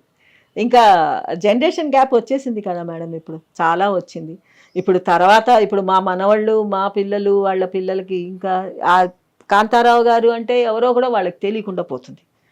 అప్పట్లో అన్నారు రామారావు గారి పేరు, నాగేశ్వరరావు గారి పేరు పుస్తకాల్లో రావాలి, హిస్టరీ బుక్స్ ఉంటాయి కదా పెట్టాలి, అది ఇది అన్నారు. అన్నప్పుడు ఎవరో అన్నారు కాంతారావు గారి పేరు కూడా రావాలండి, వస్తుంది అని అన్నారు. మరి ఇప్పటిదాకా అది వచ్చిందో రాలేదో మేము చూడలేదు. కొత్త బుక్స్లో, సోషల్ బుక్లో పెట్టాలి అనేసి ఒక ఇది వస్తుంది అని అయితే విన్నాం. మరి అది ఎప్పటికి వస్తుందో తెలియదు అనుకోండి. ఇప్పుడు రామారావు గారు, నాగేశ్వరరావు గారి పేర్లు వేసినప్పుడు మరి ఆటోమేటిక్గా ఈయన పేరు కూడా రావాలి కదా, ఈయనది కూడా రావాలి మరి ముగ్గురిది. మరి ఇప్పుడు కాంతారావు గారు లేరు, అమ్మగారు కూడా లేరు, మీ 5గురు పిల్లలు, మీ 5గురు ఏం చేస్తున్నారమ్మా, ఎక్కడున్నారు ఇప్పుడు? ఇద్దరు ఒక అన్నయ్య ఏమో చెన్నైలో ఉంటాడండి. ఇద్దరు అన్నయ్యలు చెన్నైలో ఉంటారు, వాళ్ళ పిల్లలు అంతా అక్కడే ఉంటారు. తమ్ముళ్ళు ఇద్దరు ఇక్కడే ఉంటారు, మల్లాపూర్లో ఉంటారు. మరి ఇక్కడ మన నాచారం ఆ సైడు మల్లాపూర్లో వాళ్ళిద్దరు ఉంటారు, నేను ఇక్కడ బాగ్లింగంపల్లిలో ఉంటాను. ఎలా ఉన్నాయి 5గురికి పిల్లలు, వాళ్ళ పిల్లలు? అందరూ బాగున్నారండి. అందరూ పిల్లలు మంచిగా సెటిల్ అయ్యారు దేవుడు దయవల్ల, సాయిబాబా దయవల్ల అనుకోండి. అందరూ మంచి స్థితిలో ఉన్నామండి, బాగున్నాం. ఇప్పుడైతే మేము చేసుకున్న అదృష్టం, మంచి బిడ్డల్ని ఇచ్చాడు మాకు, బాగా చూసుకుంటారు, చాలు. ఇంకేం కావాలండి? మంచి పిల్లలు, నాకు 2 కొడుకులు, ఒక కూతురు, మనవడు ఒక్కడే, మనవరాళ్ళు 3, చాలండి. హ్యాపీగా ఉన్నాను. ఇక్కడ ఉన్నా నేను హ్యాపీగానే ఉన్నాను. పిల్లలు చూసుకుంటారు. మీ 3 పిల్లలు ఆస్ట్రేలియాలో సెటిల్ అయిపోయినారు, మీరు కూడా వెళ్ళినట్టున్నారు కదా 100వ జయంతి ఉత్సవాలకి? నేను 100వ జయంతి ఉత్సవాలు అప్పుడు లేనండి ఇక్కడ, నేను ఆస్ట్రేలియాలో ఉన్నాను. అప్పుడు పిల్లల దగ్గరికి వెళ్ళినప్పుడు 100వ జయంతి ఉత్సవాలు జరిగాయి. అప్పుడు అక్కడి నుంచి మాట్లాడమంటే మాట్లాడాను. మా ఫ్రెండ్ రోజారమణి చెప్పింది, మాట్లాడవే మీ నాన్నగారి గురించి. మేము చాలా క్లోజ్ ఫ్రెండ్స్ అండి, రోజారమణి నేను ఏమే అంటే ఏమే అనుకుంటా, అంత క్లోజ్ ఫ్రెండ్స్ అనమాట. సరే అప్పుడు మాట్లాడాను. మాట్లాడి నా పిల్లలు మాట్లాడారు, అందరూ మాట్లాడాం. ఏమండి ఏదైనా ఏమోనండి, నాకు అనిపిస్తుంది మనిషి ఉన్నప్పుడు లేని గుర్తింపు మనిషి పోయాక ఏంటండి, ఎవరు చూసి ఇప్పుడు ఆనందించాలి చెప్పండి? ఒక మాట మీరే చెప్పండి కరెక్ట్గా. మీకేమనిపిస్తుంది ఇప్పుడు, ఎవరు చూసి ఆనందించాలండి? ఆయన పేరు, ఆయన కీర్తి అదంతా మాకెప్పుడు ఆయన గొప్ప మనిషేనండి. ఆయన ఉన్నా లేకపోయినా మా నాన్నగారు ఎప్పుడు రాజే, మా మనసుల్లో, మా దృష్టిలో రాజు అంటే రాజేనండి ఆయన. ఆ కాలంలో ఒక వెలిగి మీరు చెప్పినట్టుగా 60 ఏళ్ల పాటు ఈ ఇండస్ట్రీలో ఉన్నటువంటి ఒక నటుడు చాలా గొప్పగా ఊహించుకుంటారు. ఆయనకు అంతకుముందు ఏమీ లేకపోయినప్పటికీ 60 ఏళ్లలో విపరీతంగా సంపాదించుంటారు. ఒక 100 ఎకరాలు ఉంటాయి, పెద్ద పెద్ద బంగళాలు ఉంటాయి, ఓ 10-15 కార్లు ఉంటాయి. ఇవన్నీ ఎక్స్పెక్ట్ చేస్తారు కదా, అవన్నీ ఏమీ లేకుండా ఆ స్టేజ్లో ఉన్నటువంటి వాళ్ళందరికీ ఉన్నాయి. ఆ తర్వాత తరతరాలుగా 3వ జనరేషన్ 4వ జనరేషన్ కూడా వచ్చే, ఫిల్మ్ అవును. ఇండస్ట్రీలో ఉన్న తర్వాత వాళ్ళంటూ ప్రొడక్షన్ హౌజులు వాళ్ళంటూ స్టూడియోలు పెట్టుకున్న తర్వాత అనిపిస్తుందా మీకు బాధ ఎప్పుడన్నా? ఎప్పుడన్నా అంటే కొంచెం ప్రాపర్ గైడెన్స్ ఉంటే బాగుండేదేమో మా నాన్నగారికి కూడా అని అనిపించేది. అప్పుడు కొంచెం ఫీల్ అయ్యేవాళ్ళం. మాకు కూడా మేనమామలు అట్లా ఎవరన్నా ఉండి ఉంటే కొంచెం ఒక బ్యాక్ బోన్ లాగా ఉండి ఉంటే బాగుండేది, సపోర్ట్ ఉంటే, ఫ్యామిలీ సపోర్ట్ ఉంటే బాగుండేదేమో. గట్టిగా మందలించేవారు మా నాన్నగారిని, ఎందుకు అన్ని సినిమాలు తీస్తుంది. ఇప్పుడు ఆయనకి ఏంటంటే మోనార్క్ లాగా అయిపోయాడండి మా నాన్నగారు. ఆయనే రాజు, ఆయనే మంత్రి, ఆయనే అన్నీ. ఆయన మా నాన్నగారికి ఎవరన్నా ఏదైనా చెప్తే వినిపించుకునేవాడు కాదు. ఆయనకు తోచాలి, అది చెయ్యాలి అంటే అది చెయ్యాల్సిందే, ఇంకా ఏమన్నా కానివ్వండి, అసలు వినిపించుకునేవాడు కాదు. అదేదో సామెత ఉంది, ఎవరో ఎవరికంటో బలవంతుడు అన్నట్టు, మూర్ఖుడు రాజు కంటే బలవంతుడో ఏదో అట్లా మా నాన్నగారు. లేకపోతే సంపాదించిన, నిజంగా ఆయన సంపాదించిన సంపాదన జాగ్రత్త చేసి ఉంటే అసలు లైఫ్ ఈరోజు వేరే రకంగా ఉండేది. స్వయంకృత అపరాధం అంతా చేతులారా చేసుకున్నారు. మేము కూడా ఎప్పుడు బాధపడలేదండి. ఆయన సంపాదించుకున్నాడు, ఆయన ఇష్టం. ఆయన లేదు మిగల్చలేదు అని ఏం లేదు. చాలండి, చదువులు ఇచ్చాడు, బతకటానికి రెక్కలు ఇచ్చాడు, మీ బతుకు మీరు బతకండి అన్నారు. ఓకే, మిగతా వాళ్ళలాగా ఓ ఆస్తులు అంతస్తులు ఇవ్వకపోయి ఉండొచ్చు, మేము వాటి మీద పెద్ద మోజు పడలేదండి. మాకు ఆస్తులు కావాలి, ఇంకా పెద్ద ఇది కావాలి ఏమండి, మేము ఒకటే కోరుకున్నామండి, ఆయన బతికున్నప్పుడు లేని సుఖాలు, లేని కోరికలు మాకు లేవండి. ఆయన బతికున్నప్పుడు అవన్నీ తీర్చి ఉంటే వేరే రకంగా ఉండేదేమో మా లైఫ్ కూడా. ఆయన కోరికలు ఏది తీరలేదు కదండి ఆయన బతికున్నప్పుడు. మెల్లిమెల్లిగా ఆయన ఆస్తి ఆయనే కరిగించుకుంటూ వచ్చారు కాబట్టి అప్పటికి మీకు ఒక 400 ఎకరాలు ఆయనే ఆ ఫిల్మ్ ఇండస్ట్రీలో ఉన్నప్పుడు అంతా ఉంటే మీకు కొంచెం ఏదైనా బాధ ఉండేది. ఆ తర్వాత మెల్లిగా పోయింది కాబట్టి లైఫ్ అనేది అడ్జస్ట్ అవుతూ వచ్చింది అట్లా అంతే. కానీ లాస్ట్లో పాపం బాధపడ్డారులేండి, ఆఖరణ ఫీల్ అయ్యారు. హాస్పిటల్లో ఉన్నప్పుడు అప్పుడు ఫీల్ అయ్యారు, నేనేమి మిగల్చలేదు మా అమ్మతో, హైమా నేనేం మిగల్చలేదు కదా పిల్లలకి, నీకు నేనేమీ ఇవ్వలేదు, ఏం మిగల్చలేదు, చాలా తప్పు చేశాను హైమా, పొరపాటు చేశాను. మా అమ్మ పేరు హైమావతి, హైమా ప్రొడక్షన్స్ అని పెట్టి హేమ పిక్చర్స్. మా అమ్మ పేరు హైమావతి అండి, హైమా అనేవారు. చాలా పొరపాటు చేశాను హైమా నేను అనేవారు. సర్లేండి పర్వాలేదు, మీరు సంపాదించారు, మీరు ఖర్చు పెట్టుకున్నారు, తప్పే ఉంది, ఎవరు అడుగుతారు ఇప్పుడు దాని గురించి, ఎవరు అడగట్లేదు కదా మిమ్మల్ని, ఎవరు ప్రశ్నించట్లేదు కదా, మీరు ఎందుకు బాధపడతారు అనేది. మేము కూడా ఇంకా అట్లాగే అనుకున్నామండి. ఆయన సంపాదించుకున్నాడు, ఆయన ఇష్టం, ఆయన అడిగేది లేదు మాకు. ఓకే, రైట్ లేదు అనను, అడగచ్చు, ప్రశ్నించవచ్చు మేము కూడా. మా తాతగారు ఇచ్చిన ఆస్తి మొత్తం ఏమండి అది వాళ్ళ నాన్నగారు ఆయనకి ఇచ్చారు కొడుకుగా, మా నాన్నగారు ఇచ్చిన ఆస్తి మేము నిలబెట్టుకోలేదు. మేము ఆయన సినిమాలు అంటే మేము కూడా సరే అన్నట్టు నోరు మూసుకున్నాం. ఏమో ఆ రోజుల్లో మేము అబ్జెక్ట్ చేస్తుంటే కొంచెం ఏమన్నా ఆగేవారేమో ఆయన. ఎవరు ఏమీ అబ్జెక్ట్ చేయలేదు, అబ్జెక్ట్ చేసినా ఆయన వినేవారు కాదేమో. ఇప్పుడు స్థలాలు లేవు, భూములు లేవు, ఆస్తులు లేవు, కనీసం బంగారం అయినా కొని పెట్టలేదా మీకోసమైనా, మీ అమ్మగారి కోసమైనా? బంగారం ఉండేదండి మాకు గోల్డ్ బాగా, మా నాన్నగారు నాకు బాగానే చేర్చారండి గోల్డ్. ఒక్కతే కూతుర్ని నేను కదా, చాలా గోల్డే చేర్చారు. కాకపోతే నా బ్యాడ్ లక్ ఏంటంటే, పెళ్ళైన కొత్తల్లో మేము హైదరాబాద్ వచ్చాను, 3 నిద్రలకు వచ్చి వెళ్తూ ఉన్నాం. జనవరి 1st వీక్, జనవరి 6th 7th వెళ్తూ ఉన్నాం. 3 నిద్రలు అయ్యాక వెళ్తూ ఉంటే మా అమ్మ ఏం చేసిందంటే, ఇంట్లో బంగారం పెడితే సేఫ్ కాదని చెప్పి మొత్తం ఇంట్లో ఉండే బంగారం అంతా తీసి తీసుకొచ్చేసింది ఇక్కడికి. తీసుకొచ్చేసిన తర్వాత ఏం చేసింది, సరే వెళ్ళేటప్పుడు అదంతా ఆ ఇంట్లో ఎవ్వరు ఉండరు కదండి, పని వాళ్ళ మీదనే వదిలేసాం ఇల్లు, అందుకని చెప్పి వెళ్ళేటప్పుడు ఏం చేసింది, సరే సూట్ కేసులో మొత్తం కింద పేర్చేసింది అనమాట, గోల్డ్ అంతా పేర్చి కొన్ని కొత్త చీరలు పైన పెట్టేసి సూట్ కేసు లాక్ చేసి పెట్టుకుంది. మొత్తం 80-90 తులాల దాకా ఉందిలేండి గోల్డ్ అప్పట్లో. అయితే మొత్తం పెట్టేసి ఇంకా ట్రైన్ దీంట్లో, మాది అప్పుడు ఈ బోగి వచ్చేది, లేడీస్ కంపార్ట్మెంట్ అని ఉండేది కదా, దానికి ఎదురుగుండా సీట్లో మా అమ్మ ఉండేది. ఆ కింద పెట్టుకుంది సూట్ కేసు, ఆ దీని కింద బర్త్ కింద సూట్ కేసు పెట్టుకుంది. అప్పటిదాకా మెళుకుగానే ఉందండి, చీరాలకి ఒంగోలుకి మధ్యలో కొంచెం నిద్ర పట్టింది, కళ్ళు తెరిచి చూసేసరికి సూట్ కేసు లేదండి, లాగేశాడు. మీరు లేరా అప్పుడు? మేమున్నాం, మేము క్యాబిన్లో పడుకున్నాం. అన్నిటికంటే ఘోరమైన విషయం ఏంటంటే మా తమ్ముడు చూస్తూ ఉన్నాడండి. మా తమ్ముడిది 42 48 వాడి బర్త్, అప్పర్ బర్త్ పైన. వాడెవడో ఇంకెవరిదో సూట్ కేసు లాగటం చూశాడు, మా సూట్ కేసు తీయటం చూడలేదు. ఇంకొక ఆవిడ కూడా క్యాబిన్ లో ఉంటే ఆవిడ బ్యాగ్ లాగటం చూశాడు. ఆ చూసినప్పుడు దొంగ దొంగ అని అక్కడి నుంచి వాడు ముసుకేసుకొని అరిచినా అందరు లేచేవారేమో. వాడికి భయం వేసి ముసుకేసుకొని పడుకున్నాడు. వాడు హ్యాపీగా పెట్టె తీసుకున్నాడు, మా పెట్టె తీశాడు. ఆ పక్క లింక్ ఉంటుంది కదా బోగి టు బోగి, అక్కడ వాడు సూట్ కేసు ఓపెన్ చేసి చూసుకొని ఒకటి 2 చీరలు ట్రైన్ పైన విసిరేశాడు. ఓహో లాభం ఉంది, బంగారం కనిపించింది కదా, మాయమైపోయాడు. సూట్ కేసుతో సహా దిగిపోయాడు. ఇది ఏంటంటే మా తమ్ముడు చూస్తూ నోరు మూసుకోవటం పిరికితనం. అట్లా పోగొట్టుకున్నామండి బంగారం. మా నాన్నగారు చాలా చేయించారు.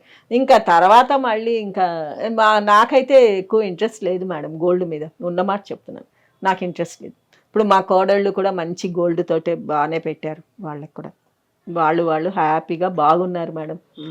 ఎందుకండి ఏం చేస్తాను, మీరు ఎందుకు ఒక్కరే ఇక్కడ ఉంటున్నారు, ముగ్గురు అక్కడే ఆస్ట్రేలియాలో ఉన్నప్పుడు? ఏమండి మన లైఫ్ వేరు, అక్కడ లైఫ్ వేరు మేడం, మనం అడ్జస్ట్ అవ్వలేము. ఉన్నమాట చెప్తున్నా. పిల్లలు పాపం ఎప్పుడు అంటారు, అమ్మ వచ్చేసే ఇక్కడ ఉండిపో, మాతో ఉండిపో, నీకు కూడా పిఆర్ అప్లై చేస్తాను. నేను అన్నాను, మీరు పిఆర్ అప్లై చేస్తారా, మరి మీరు అందరూ జాబ్స్ చేసుకోవటానికి వెళ్ళిపోతారు, కోడళ్ళు వెళ్ళిపోతారు, కొడుకులు పిల్లలు అంతా స్కూళ్ళకి. నేను ఒక్కదాన్ని వంట చేయాలి, ఎంతసేపు అని వంట చేసుకుంటాను, అది ఎంతసేపట్లో అయిపోతుంది. ఆ తర్వాత ఇంకేముందండి, టైంపాస్ ఏం తోచదు, బోర్ కొడుతుంది. ఇప్పుడు ఎక్కడికన్నా నేను వెళ్ళాలి అంటే కూడా పిల్లలు వచ్చేదాకా ఆగాలి, వాళ్ళే తీసుకెళ్ళాలి, లేకపోతే మనకేం తెలుసండి రూట్స్, అది మనకేం తెలియదు అక్కడ దారులు. ఇంకా పిల్లలు వచ్చాక వాళ్ళని ఏమి ఇబ్బంది పెడతాం, వాళ్ళే చాలా అలసిపోయి వచ్చి ఉంటారు. మమ్మల్ని ఇక్కడ తిప్పురా అక్కడ తిప్పురా అని ఏం అడుగుతాను చెప్పండి. వాళ్ళ స్ట్రెయిన్ చూస్తుంటే బాధ అనిపిస్తుంది. మనం వాళ్ళకి ఏదో తోడు ఉండాలని పోవాలి, కానీ తిప్పమంట నాకంత తిరిగే ఓపిక నాకు లేదు, తిరగాలనే ఇంట్రెస్ట్ కూడా నాకు లేదండి. ఏదో పిల్లల దగ్గరికి వెళ్ళాం, వాళ్ళకి మంచిగా రుచిగా వండి పెట్టాలి, వాళ్ళతో గడపాలి, వాళ్ళతో ఉండాలి అనేదే కోరిక. పాపం వాళ్ళు రమ్మంటున్నారండి, వచ్చేయమ్మా ఒక్కదాని వద్దు, ఇక్కడ కష్టం వద్దు వద్దని. కానీ నాకే ఇది తెలిసిన ప్లేస్ అండి, తిరగటానికైతే ఏంటి, రోడ్డు మీదకి వెళ్తే ఆటో, పిలిస్తే ఫ్రెండ్స్, కనిపిస్తే ఎక్కడికన్నా వెళ్ళొచ్చు, షాపింగ్కి వెళ్ళాలంటే నా అంతటి నేనే వెళ్ళిపోవచ్చు. చెప్తున్నానండి, ఏదన్నా ఇక్కడ అలవాటు పడ్డ ప్లేస్ మేడం ఇది, అలవాటు పడ్డ ప్లేస్ వదిలేసి ఇప్పుడు నిజం చెప్పాలంటే మల్కాజ్గిరిలో నా పెద్ద కొడుక్కి సొంత ఇల్లు ఉందండి, అక్కడికి వెళ్ళి ఉండండి, నేను ఉండను రాను. నాకు ఇక్కడ ఇది అలవాటైన లొకాలిటీ. ఎప్పుడు కొన్ని ఏళ్ల నుంచి హైదరాబాద్లో నా పెళ్ళైనప్పటి నుంచి నారాయణగూడ, చిక్కడపల్లి ఈ రెండే నాకు తెలుసు, మిగతా ప్లేసులు నాకు తెలియదు మేడం. ఈ రెండిట్లోనే మార్చి ఉండేవాళ్ళం. నేను నా వల్ల కాదు నాయన. దాని తర్వాత చిన్నవాడికి కూడా ఎక్కడ అంటే మన జీడిమెట్ల అటు సైడు వాడు ఒక ఫ్లాట్ ఏదో కొన్నాడు. పోనీ అక్కడ నేను ఎక్కడికి వెళ్ళి ఉండను, నేను ఇక్కడే ఉంటాను అద్దెకి, వాళ్ళే పంపిస్తారు, మీరు దీనికే అద్దె పంపించండి, నేను హ్యాపీగా ఉన్నాను చాలు. నేను హ్యాపీగా ఉండటమే కదా మీకు కావాలి.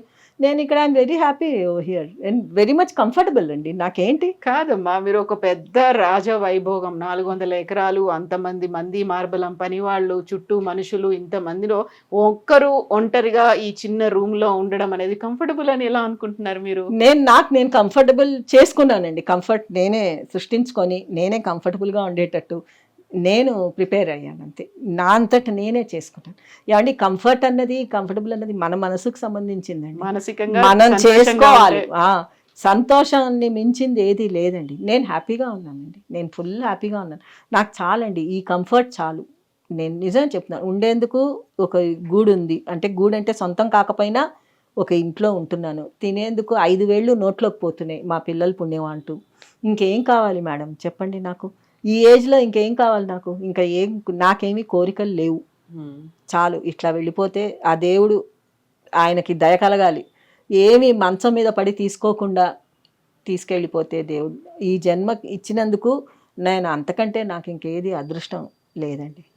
మీకు లేకపోవచ్చు, ఇప్పుడు మీ 2 తమ్ముళ్ళు ఉన్నారు, రాజా ఉన్నాడు, ఆ రాజా తర్వాత సత్యం ఉన్నాడు. ఇద్దరికి మాత్రం ఇప్పటికి కూడా కొంచెం కష్టంగానే ఉంది, ఏదో చిన్న ఉద్యోగాలు చేసుకుంటూ మల్లాపూర్లో ఉన్నారు. కనీసం వాళ్ళిద్దరి కోసమైనా ప్రభుత్వం హెల్ప్ చేస్తే బాగుండేది అనిపించలేదా? అది ప్రభుత్వానికి సంబంధించింది కదా మేడం, మన చేతుల్లో ఏం లేదు కదా. మన చేతుల్లో ఉండేది అంటే మనం ఏదైనా చూడొచ్చు. మన చేతుల్లో ఏం లేదు. ఏమండి కాంతారావు గారికే గుర్తింపు లేదు. ఈ రోజుకి కూడా నేను చెప్తాను మేడం, ఒక్కటే బాధ ఏంటో చెప్పనా? ఏమండి ఎంతసేపు ఏదైనా చెప్పాలి అంటే గొప్ప నటు రామారావు గారు, నాగేశ్వరరావు గారు అని ఇద్దరు పేర్లే చెప్తారు. ఎందుకు కాంతారావు గారి పేరు చెప్పరండి? కాంతారావు గారి పేరు ఎందుకు చెప్పరు? మరి ఆయన కూడా వీళ్ళతో ఈక్వల్ హీరోగానే యాక్ట్ చేశాడు కదా, వీళ్ళకి పోటీగానే వచ్చాడు ఆయన. కాంతారావు గారు ఎందుకు ఇండస్ట్రీ ఎందుకు మర్చిపోయింది? ఆయన సర్వీస్ చేయలేదా ఇండస్ట్రీకి? చేశాడు కదండి. ఆయనకు వేరే వ్యసనం కానీ, వేరే ఆలోచన కానీ, వేరే సైడ్ బిజినెస్లు కానీ ఏం లేదు. ఇండస్ట్రీకి సర్వ్ చేయాలనుకున్నారు అంతే. ఆయన సర్వీస్ అంతా ఇండస్ట్రీకే పెట్టారు. మరి ఎందుకండి ఆయన పేరు ఎందుకు చెప్పరు? ఆయనను ఒక ఆర్టిస్ట్గా ఎందుకు గౌరవించరు ఈ రోజుకి కూడా? ఇప్పుడు ఏదో మాకేదో ఇచ్చేయండి అని మేము అడగట్లేదు. ఆయనకు దక్కాల్సిన గౌరవం కనీసం అదన్నా దక్కనియండి. అరే ఒకప్పుడు హీరోల్లో కాంతారావు గారు కూడా ఒక ఆర్టిస్ట్ అని గుర్తించండి. మేము అడిగేది అదొక్కటే, ఒక గుర్తింపే కోరుతున్నాం. కానీ ప్రభుత్వాలు ఇచ్చే వరాల కోసమో, వాళ్ళు ఇచ్చే ఇళ్ల కోసమో, వాళ్ళు ఇచ్చే డబ్బుల కోసమో మేము కోరుకోవట్లేదండి. మేము దేవుడి దయ వల్ల అంత నీచంగా అయితే లేవు. కాకపోతే ఆయనకి గుర్తింపు ఎందుకు ఇవ్వటం లేదు? ప్రభుత్వం ఇవ్వట్లేదు, మనుషులు ఇవ్వట్లేదు, ఎవరు ఇవ్వట్లేదు. గుర్తింపు అంటే ఎలా అంటారమ్మా? ఎలా గుర్తించాలంటారు? అయ్యాండి ఇప్పుడు గుర్తించాలి అంటే ఎంతమందికో ఆర్టిస్టులకి ఎంతో చేస్తూ ఉన్నారండి.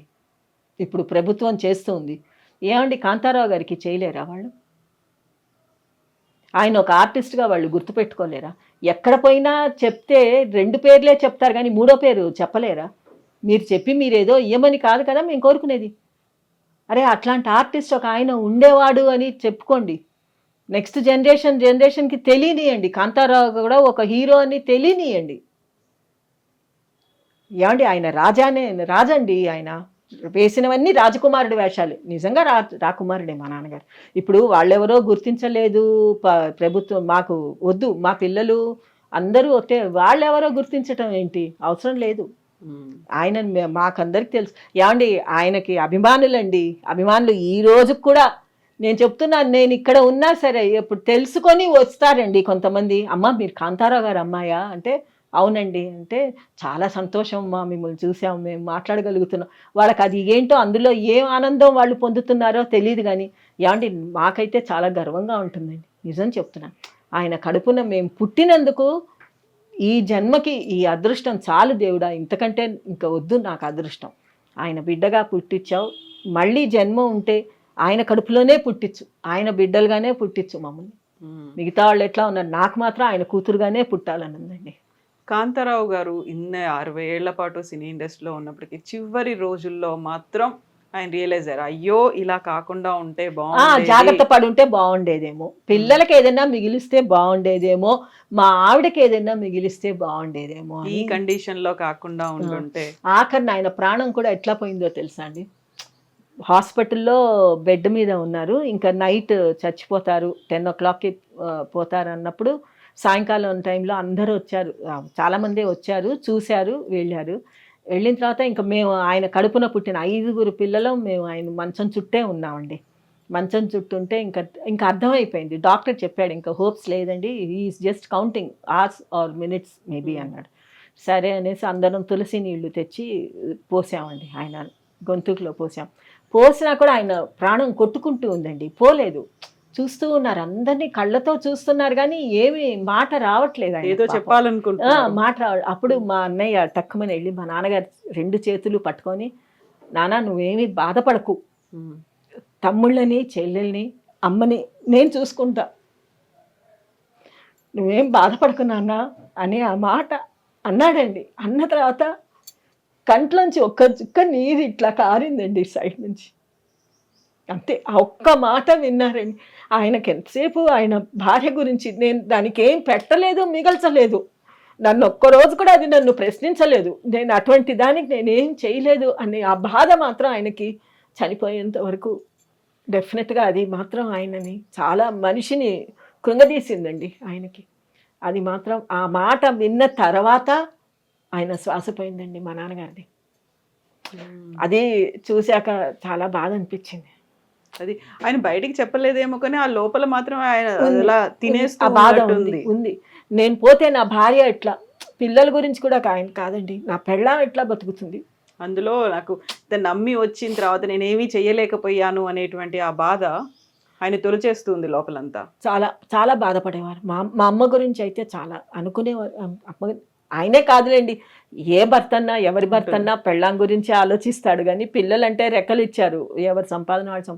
కానీ వైఫ్కి ఏంటి, ఏమీ లేనప్పుడు ఏమండి అన్నీ ఉన్న వాళ్ళకే పరిస్థితి అట్లా అట్లా ఉంది, ఇంకా ఏమీ లేనప్పుడు ఎట్లా ఉంటుంది చెప్పండి పరిస్థితి.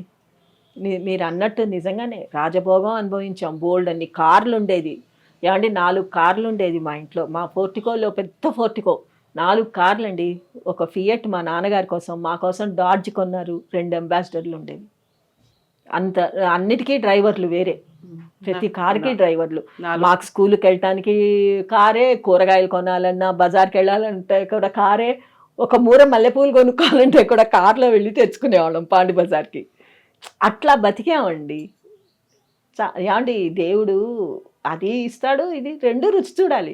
ఎంతసేపు నాకు తీపే కావాలి, వగరొద్దు చేదొద్దు అనుకుంటే ఎట్లాగో. అందుకే మనకు ఉగాది ఉంది, ఉగాది పచ్చడి కూడా ఉందనుకోండి. వగరు, తీపి, చేదు, పులుపు, జీవితంలో అన్ని షడ్రుచులు అందులో ఉంది. కాబట్టి జీవితం అంటే అదేనండి, లైఫ్ అంటే అన్నీ అనుభవించాలి, కష్టం అనుభవించాలి, సుఖం. కానీ నేను ఒకటి మాత్రం చెప్తానండి, మనిషి ఎప్పుడు సుఖపడి కష్టపడద్దంటే. చాలా కష్టం, చాలా అంటే చాలా కష్టం. సుఖపడి కష్టపడిన తర్వాత సుఖపడటం అన్నది అది దేవుడిచ్చే వరం. ముందంతా సుఖపెట్టి లాస్ట్లో కష్టపెట్టద్దండి. మమ్మల్నే కాదు, అసలు ఎవరిని కూడా దేవుడు కష్టపెట్టద్దు. కష్టం అంటే తెలియకుండా పెంచారండి, కానీ ఇంకా తెలిసిన తర్వాత కొంచెం బాధ అనిపిస్తుంది. నాన్నగారికి ఆ బాధ ఉండి ఉంటుంది చివరి స్టేజ్. డెఫినెట్గా ఉందండి. లాస్ట్ స్టేజ్లో చాలా ఉండేది. ఒక గుర్తింపు లేకుండా పోయింది. ఆయనకి ఏం పెట్టలేదు, ఏం చేయలేదు, ఎట్లా ఏంటి అసలు ఎట్లా బతుకుతుంది మీ అమ్మ అన్నది ఆలోచన అయితే ఉండేది. కానీ ఏమండి ఆవిడ బతికున్నంతకాలం బాగా చూసుకున్నారండి. మా అన్నదమ్ములు అయితే ఏమి అందరూ బాగా చూసుకున్నారు. మా అమ్మకి ఎటువంటి లోటు అయితే రానివ్వలేదండి, బాగా చూసుకున్నాం మేమైతే ఉన్నంత వరకు. ఆవిడేమి జబ్బున పడి మంచం మీద పడి పోయింది కూడా ఏం లేదు.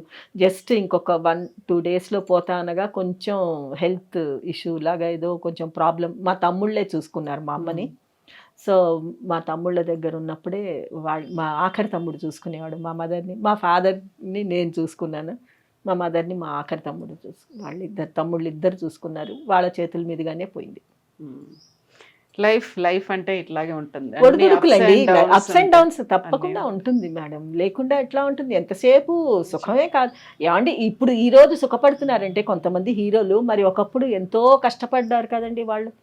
ఆ కష్టం వల్లే కదా వాళ్ళు ఈ రోజు సుఖం అంటే ఏంటో తెలిసింది. ఇప్పుడు పెద్ద పెద్ద హీరోలు ఏమండి, చిరంజీవి గారు మొదటంతా చాలా కష్టపడ్డారు కదండి. ఆయన కూడా పాపం కష్టపడే కదా పైకి వచ్చాడు. ఒకటి పెళ్లి చేసుకున్నాక భార్య అదృష్టం అనుకోండి, ఏదైనా అనుకోండి, ఆయనకు ఒక మంచి లైఫ్ వచ్చిందంటే ఎంతో కష్టపడ్డారు. దాని వెనకాల ఎంత కష్టం ఉండుంటుంది ఆయన ఈరోజు ఇంత పేరు తెచ్చుకోవటానికి. ఆయనే కాదండి, ఎవరైనా సరే, ఒక ఆర్టిస్ట్ అన్నవనివ్వండి, ఒక మనిషి, ఒక హ్యూమన్ బీయింగ్ అన్నవాడు కష్టపడ్డ తర్వాతే సుఖపడి మంచి పేరు తెచ్చుకుంటాడు.